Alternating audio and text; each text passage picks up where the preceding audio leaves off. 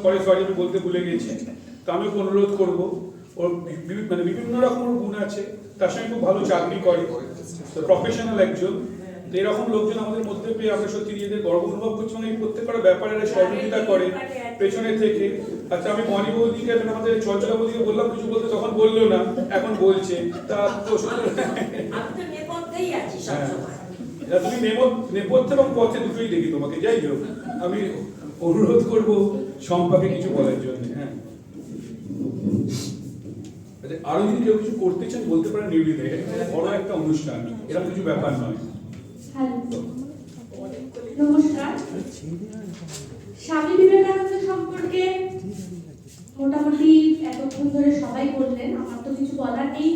সাধারণত আমরা যে কিছুই জানি না ওনার সম্বন্ধে, যেটুকু জানি ওনার মতাদর্শ আজ থেকে অত বছর আগে যদি আমরা কিছুটা নিতে পারি, আমরা অনেক বেশি এগিয়ে যাব, এটাই আমার মনে হয়। আর এখন আমরা সবাই বলি আমরা খুব ব্যস্ত, কিন্তু এই ব্যস্ততার ফাঁকেও যদি ওনাকে আমরা একটু পড়তে পারি, ঠাকুর মা স্বামীজি সবাইকে যদি আমরা একটু পড়তে পারি আমাদের এই ব্যস্ততার মধ্যেও, আমার মনে হয় সেই ওনাদের যে মতাদর্শ আমাদেরকে আমাদের কর্মজীবন, ধর্মজীবন সবকিছুতে অনেক এগিয়ে নিয়ে যাবে। আমরা যতটা না নিজেদের থেকে এগোবো, ওনাদের বই থেকে কিছুটা হলেও যদি আমরা পড়তে পারি আমরা অনেক এগিয়ে যাব। অতটাও আমরা এখনো মানে তখন ওনারা যতটা বেশি উন্নত ছিল, আমরা এখনো অতটা উন্নত নই। যদি ওনাদেরকে আমরা পড়তে পারি আমরা অনেক বেশি উন্নত হয়ে যাব। তো স্বামী বিবেকানন্দ নিয়ে একটি ছোট্ট আবৃত্তি, স্বামী বিবেকানন্দের জীবনেরই 7ম খণ্ড থেকে নেওয়া, একটি খুব ছোট। ধৈর্য ধরো কিছুকাল হে বীর হৃদয়। এটা সাধারণত প্রেরণামূলক কবিতা বা বাণী, যার ভূমিকা বা মূল ভাব হলো অস্থায়ী যে কোনো প্রতিকূলতা বা দুঃখের মধ্যেও কিভাবে মানুষকে এগিয়ে যেতে হবে, সেটাই উনি আমাদের বলতে চেয়েছেন। সূর্য যদি মেঘাচ্ছন্ন হয় কিছুক্ষণ, যদি বা আকাশের বিষণ্ণ গম্ভীর, ধৈর্য ধরো কিছুকাল হে বীর হৃদয়, জয় তব যেন সুনিশ্চয়। শীত যায় গ্রীষ্ম আসে তার পাছে পাছে, ঢেউ পড়ে ওঠো পুনো তারি সাথে সাথে, আলো ছায়া গাইয়া দেয় পরস্পরে, হও তব ধীর স্থির বীর। জীবন কর্তব্য ধর্ম বড় তিক্ত জানি, জীবনের সুখ জয় বৃথা ও চঞ্চল, বড় চঞ্চল। লক্ষ্য আজ বহু দূরে ছায়ায় বলি, তবু চলো অন্ধকারে হে বীর হৃদয়। তোমার সবটুকু শক্তি সাথে লয়ে চলো, কর্ম নষ্ট নাহি হবে, কোনো চেষ্টা হবে না বিফল। আশা হোক উন্মোলিত, শক্তি অস্তমিত, কোটি দেশ হতে তব জন্মিবে উত্তম পুরুষ। ধৈর্য ধর কিছুকাল হে বীর হৃদয়, কল্যাণের নাহি বিলয়। জ্ঞানী গুণী মুষ্টিমেয় জীবনের পথে, তবু তারাই হেন হলো কর্ণধার। জনগণ তাহাদের বুঝি বহু পরে, চাহিও না কারো পানে, ধীরে লয়ে চলো। সাথে তব ক্রান্তদর্শী দূরদর্শী যারা, সাথে তব ভগবান সর্বশক্তিমান। আশীষ ঝরিয়া পড়ে তব শিরে, তুমি মহাপ্রাণ। সত্য হোক শিব হোক সকলই তোমার, ধৈর্য ধর কিছুকাল হে বীর হৃদয়, ধৈর্য ধর কিছুকাল হে বীর হৃদয়। ধন্যবাদ। ভীষণ একটা আমরা সুন্দর কবিতা শুনলাম। তো আমি বলবো যে আমাদের যারা মানে মেম্বার আছে, মানে সদস্য আছে স্বামী বিবেকানন্দ সেবা মিশনের, কারো যদি কিছু বলতে চায় বা আপনাদের মধ্যে উপস্থিত কেউ যদি বলতে চান আপনারা বলতে পারেন। যদি মনে হয় পুরো অনুষ্ঠানটা দেখে কিছু বক্তব্য রাখলে আপনারা আমাদের কাছে জিনিসটা ক্লিয়ার হবে, আপনারাও বলতে পারেন যদি কেউ চান আর কি।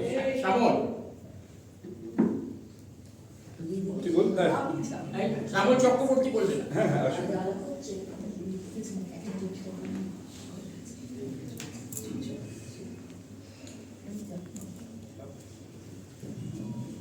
আমার এই অনুষ্ঠানের সাথে খুব একটা পরিচয় নেই, তো স্বামী বিবেকানন্দ সেবা মিশন নামটাই বলে দেয় এর উদ্দেশ্য কি। এবং আমি সঞ্জয় দার সহচার্যে আমি এখানে এসছি, উনি আমাকে প্রেরণা দিয়েছেন যে এসো একবার আমাদের এখানে, আমরা এই কাজকর্ম করছি সেখানে একটু ইয়ে করো। তো আমি আজকে যে কথাটা বলবো, বিবেকানন্দ সম্বন্ধে অনেকেই অনেক কিছু বললেন এবং ওনার সম্বন্ধে বলার ধৃষ্টতা আমার নেই, কারণ উনি এক বিশাল সমুদ্র। ওনার সম্বন্ধে বলা মানে আমার মতন মানুষের পক্ষে সম্ভব না। তবে আমি যেই জায়গাটা বলবো সেটা কিন্তু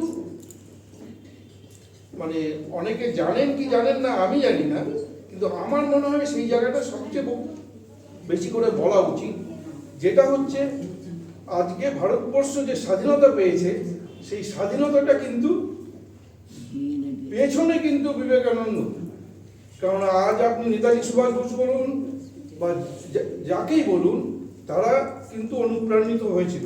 এবং আপনি যদি দেখেন রুশ বিপ্লব বা চাইনিজ বিপ্লব, সেখানে কার্ল মার্কসের একটা ভূমিকা ছিল, ফ্রান্স বিপ্লবে কিন্তু ভূমিকা ছিল রুশো।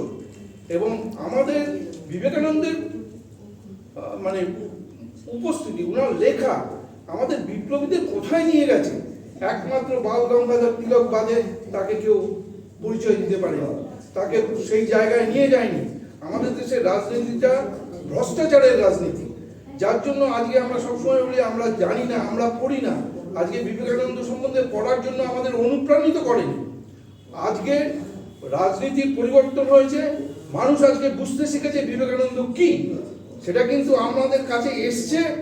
কেননা আজকে রাজনীতির পটভূমিকার পরিবর্তন হওয়ার জন্য, তা নাহলে কিন্তু এই জিনিস হতো না। আজ দেখুন বিবেকানন্দর জন্মদিবস যুব দিবস হিসাবে প্রতিপালিত হয়, কিন্তু কতদিন আগে 85-তে ডিক্লেয়ার হয়েছে। তার প্রেরণা কি আমাদের মধ্যে এসছে? আমাদের ছেলেমেয়েরা কি জেনেছে? জানেনি। সুতরাং শুধু তাই নয়, শুধু যে হিন্দু ধর্মের জাগরণ সেটাও কিন্তু বিবেকানন্দই করেছে। কেননা উনি প্রতিষ্ঠা পেয়েছেন মাদ্রাসে, আমরা বাঙালিরা কিন্তু এগিয়ে যাইনি। সবচেয়ে দুঃখের বিষয় সেখানটায় বাঙালিরা ওনাকে সেই জায়গা দিতে পারেনি।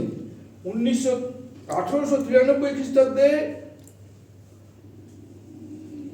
মাদ্রাসে একটা পত্রিকায় প্রকাশিত হয়েছিল যে হিন্দু ধর্ম মৃত, এর কোনো অস্তিত্ব টিকে থাকবে কিনা সে নিয়ে চিন্তিত হয়েছিল লোকেরা।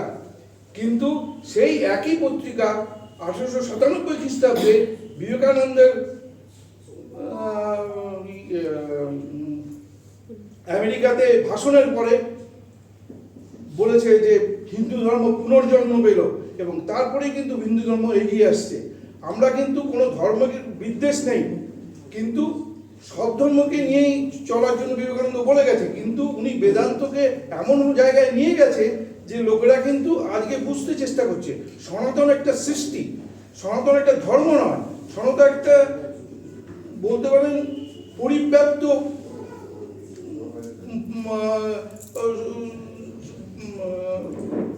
প্রকাশ, তার অলিন্দে সকলে আছে। আমরা যদি ইতিহাস ঘাঁটি দেখব সমস্ত কিছু স্রষ্টা কিন্তু সনাতন। আজকে আমরা সেখানে উপেক্ষা করে আমরা নিজেরা নিজেদের মতন করে চলছি। আমাদের সেই জায়গাটা থেকে বেরিয়ে আসতে হবে, এবং এর প্রেরণা কিন্তু স্বামী বিবেকানন্দই হয়ে দাঁড়াবেন। উনিই কিন্তু আমাদেরকে এই দিকে নিয়ে যেতে সাহায্য করবেন। আমি আশা করব এই যে পরিচয় ওনার পরিচয়ের মানে ব্যাপ্তি সর্বত্র।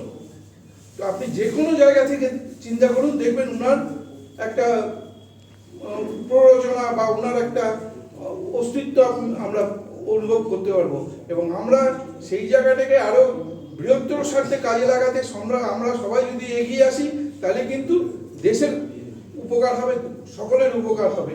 এবং আমি এই কথাগুলি আমার শেষ করব। আপনারা যে উদ্যোগ নিয়েছেন এই স্বামী বিবেকানন্দ সেবা মিশন, আমি নিশ্চয়ই আশা করব আপনারা সাফল্য অর্জন করুন এবং আমরা আপনাদের সঙ্গে আছি। ধন্যবাদ। আজকে ইনি কিন্তু আমাদের এই লেক একটু যাবেন একটু দাঁড়ান। লেকপল্লী কিন্তু লেকপল্লী থেকে তো চলে যান, উনি কিন্তু মানে একজন কর্মকর্তা। ওই যে লেকপল্লী যে ক্লাবটা পরিচালনা হবে কিন্তু একজন মাথা, মানে আজকে যেরকমভাবে লেকপল্লী সুন্দরভাবে চলছে, ওয়ান অফ দ্য কিন্তু আর্কিটেক্ট উনি। তো উনি যখন আমাদের মধ্যে এসেই গেছেন, আমি ওই ওর নাম কি বললেন, আরোহী শাহ, এসো ওনার হাত দিয়ে আমরা একটা ওনার এই কোথায় গেল আমাদের বই আমরা হাত দিয়ে হ্যাঁ ফুল দিয়ে স্বামীজি পায়ে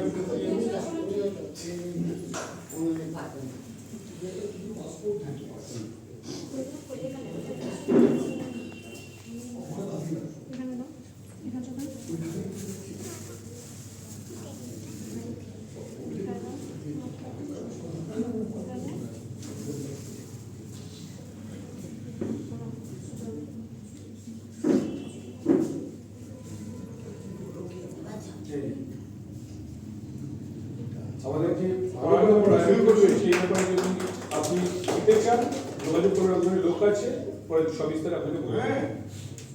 ধন্যবাদ। আচ্ছা, আমি মানে আমার ফ্যামিলি বা আমার আত্মীয়গুলো অনেক বড়, কিন্তু তার মধ্যে থেকে মাত্র 3 জন আমার এই শুভ কাজে সহযোগিতা করার জন্য এসছে।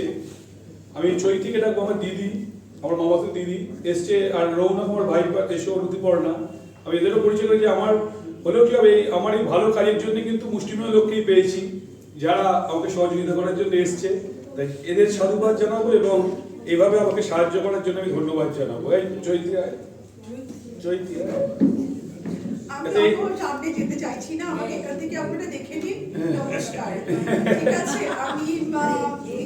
আমি এতটা সামনে, আমি পেছনে থাকতে বেশি ভালোবাসি, ঠিক আছে? ও তো আছে, ওই ওনার কত কাশি কত আছে দেবদূত, ঠিক আছে? আমি এখান থেকে সবাইকে প্রণাম করে যাচ্ছি। থ্যাংক ইউ, আপনাদের মূল্যবান সময় দেওয়ার জন্য অসংখ্য ধন্যবাদ। আমরা তাহলে আজকে আমাদের হ্যাঁ প্লিজ ডেকে না। আমার একবারে আমার ভাইপো তার ওয়াইফ আমার ফ্যামিলি থেকে ওরা এসছে, আর আমার মামাতো দিদি এসছে। এরাই যে আমাকে এইরকম মানে একটা ভালো কাজে সহযোগিতা করছে, তাই জন্য ওদেরও একটা ধন্যবাদ আমার তরফ থেকে প্রাপ্য এবং সবার জানা দরকার।